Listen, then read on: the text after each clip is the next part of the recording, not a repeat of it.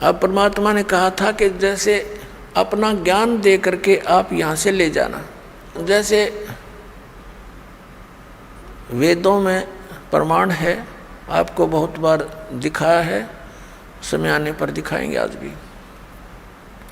कि वो परमात्मा सतलोक से गति करके आता है। वो 3 प्रकार के शरीर में सभी अपने प्राणियों के, सभी ब्रह्मांडों का वो देखभाल करता है, पालन पोषण धारण पोषण करता है। एक शरीर है मनुष्य सदृश है परमात्मा, नर नारायण देह है।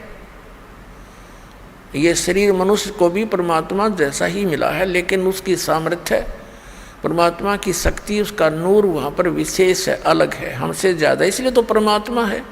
एक आत्मा एक परमात्मा, तो अपने आप 2 हो गए, एक श्रेष्ठ आत्मा, एक आत्मा सिंपल।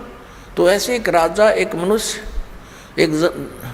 एक नागरिक है, एक राजा है, शकल दोनों की एक जैसी है, मनुष्य ये दोनों हैं, लेकिन उसके सामर्थ्य में दिन और रात का अंतर है। ऐसे ही परमात्मा और जीव में समझो, जीव जीव है, एक नागरिक है, परमात्मा हमारा राजा है, वो मालिक है, वो जनक है, हमारा पिता भी है, उसमें सर्व गुण है। तुमेव माता च पिता तुमेव बंधु च सखा तुमेव, तो उसके अंदर सभी गुण है परमात्मा के अंदर, वो सबका भ्रातर भी वही है, माता यानी जनक भी वही है, पालक पिता भी वही है, बंधु असली साथी भी वही है, और मित्र भी वही है, बंधु यानी भाईचारा वही है। तो उन्होंने, उस परमात्मा ने हमें ये ज्ञान दिया कि तुम सतलोक के रहने वाले हो, फिर तुम वहाँ चलो। तो काल ने कहा था कि आप अपना ज्ञान देकर ले जाना, परमात्मा जोर जबरदस्ती ना करना। अब जैसे ये परमात्मा सचखंड से चलकर आता है, वो 3 प्रकार से अपने जीव शरीर की स्थिति में 3 प्रकार के शरीरों में काम करता है, मनुष्य सदृश ही है वह। जैसे एक शरीर में तो सतलोक में रहता है, स्थायी रूप में, करोड़ सूर्य मिला दे, करोड़ चंद्रमा उसके एक रोमकूप में इतनी रोशनी है, वो भी फीकी पड़ जा समझो। और तख्त पर विराजमान है, जैसे राजा बैठता ऐसे मुकुट वगैरह धारण करके परमात्मा, ऊपर सफ़ेद छत्र है, सफ़ेद मुकुट है परमात्मा का, सफ़ेद ही सिंहासन है सारा उसका, वहाँ विराजमान है। और दूसरे रूप में वो क्या करता है, एक तो शिशु रूप धारण करके प्रत्येक युग में आता है, और एक सरोवर के ऊपर कमल के फूल पर विराजमान होता है, वहाँ से कोई निसंतान दंपति उनको ले जाते, प्रत्येक युग में ऐसी लीला है। और फिर वो कंवारी गायों का दूध पीता है, कंवारी गायें दूध देती है, परमात्मा पीते हैं, उनकी परवरिश की लीला ऐसे पूरी होती है। उन कंवारी गायों में दूध कहाँ से आता है, सतलोक से आता है। और फिर ये तो मालिक की दूसरी स्थिति हुई शरीर की, फिर धीरे धीरे बड़े होते हैं, छोटी आयु में ही प्रचार शुरू कर देते हैं, परमात्मा अपने जो उद्देश्य से लेकर आते हैं। वेदों में लिखा है कि परमात्मा सतलोक से चलकर आता है, ऊपर तीसरे मुक्ति धाम में रहता है सतलोक में, वहाँ से गति करके आता है और यहाँ अच्छी आत्माओं को मिलता है। किस उद्देश्य से आता है, उपदेश करने के लिए, तत्व ज्ञान समझाने के लिए आता है। तो शिशु रूप धारण करके परमात्मा आते हैं प्रत्येक युग में, तो धीरे धीरे बड़े होते हैं, अपना ज्ञान का प्रचार करते हैं। ये दूसरी स्थिति। और तीसरी स्थिति में वो कैसे आते हैं शरीर में, जैसे कहीं भी महात्मा के रूप में प्रकट हो गए, जैसे जिंदा महात्मा के रूप में कलयुग में वो अधिक आए हैं। और उस जिंदा महात्मा के रूप में वो कभी भी आकर किसी भी भक्त को, अच्छी आत्मा को मिलते हैं।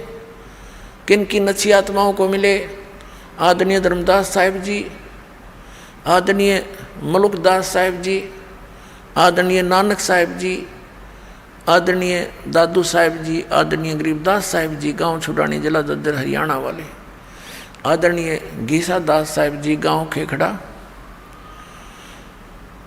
और जिला मेरठ उत्तर प्रदेश वाले, इनको मिले जिंदा महात्मा के रूप में आकर के, और उनको सतलोक लेकर गए सचखंड, और वहाँ जाकर के उनको फिर वापस छोड़ा, क्योंकि वो दृढ़ भक्त थे। वो दृढ़ भक्तों को मिलते हैं अच्छी आत्माओं को मिलते हैं ताकि उसके मिशन में सहयोग दे सके।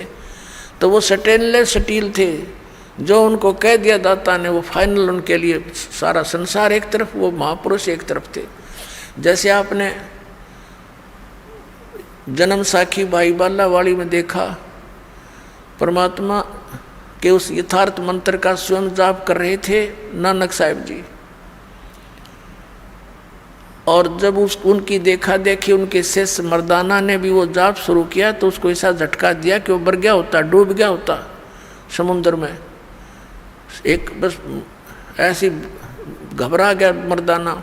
तब उसको कहा कि तू नकल ना कर, मेरी करनी ना देख, मैं जो बोलता हूँ गुरु की आज्ञा का पालन कर। तो वो दृढ़ भगत थे, किसी भी सिख समाज को सतनाम नहीं बताया उन्होंने।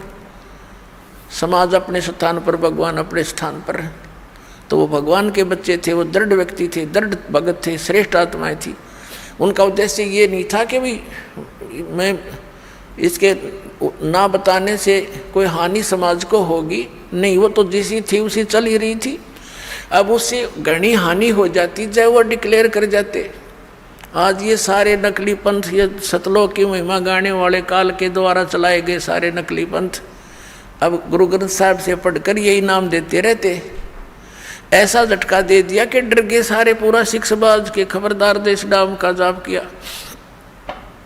मर्दाना ने किया था, मर गया होता, और गुरु जी का आदेश है उसकी आज्ञा की अवहेलना हो जाएगी। ऐसा भय पैदा कर गए। क्या वो हमारे हितैषी नहीं थे? वो परम हितैषी थे, वो जानी जान थे कि आग लग जाएगी, जाइए मंत्र दे दिया तो नाश हो जाएगा बात का। तो ऐसे उन दृढ़ भक्तों को परमात्मा आकर मिलते हैं। तो ये तीसरी सतिथि थी उनकी। अब उनको हिदायत दे दी थी कि समय आने पर इसको फिर देंगे अपने बच्चों को।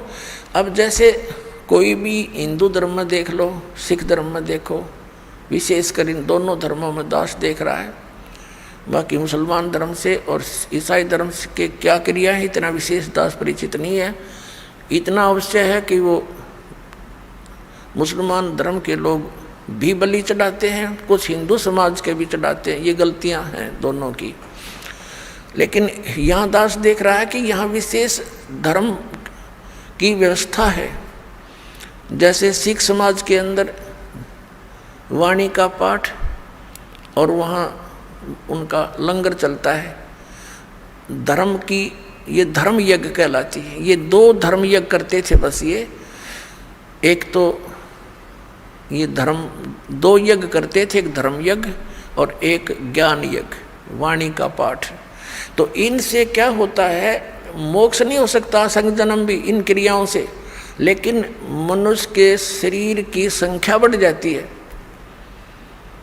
अब वो ऐसे ही हिंदू धर्म के अंदर जैसे गीता जी का पाठ करो, डेली एक अध्याय का पाठ करो, या वैसे कोई अपना धर्म पुण्य करते रहते हैं, कोई भंडारा कर दिया कितने गाँव गाँव में नगर में, ये ऐसे चलते रहते थे। तो इन क्रियाओं से क्या होता है कि मनुष्य जीवन मिल जाता है। परमात्मा की वाणी है सूक्ष्म वेद में कि धर्म तो 10 का नहीं और 10 के तीनों लोक, खैरायत में खैर है कीजिए आत्म भोग। और दूसरा ये था, तो उससे क्या होता है, जैसे यज्ञ है ये ग्लूकोज है। एक रोगी है, जैसे दास ने बताया कि हमारे जन्म और मृत्यु का दीर्घ रोग लगा हुआ है। ये दीर्घ रोग उसी ट्रीटमेंट से कटेगा जो महापुरुषों ने खुद प्रयोग किया और परमात्मा ने आकर बताया। और अब इस दास को इस मार्ग का मास्टर बना दिया, डॉक्टर बना दिया, सर्जन बना दिया। अब दास के पास वो मार्ग है, वो सारी व्यवस्था है।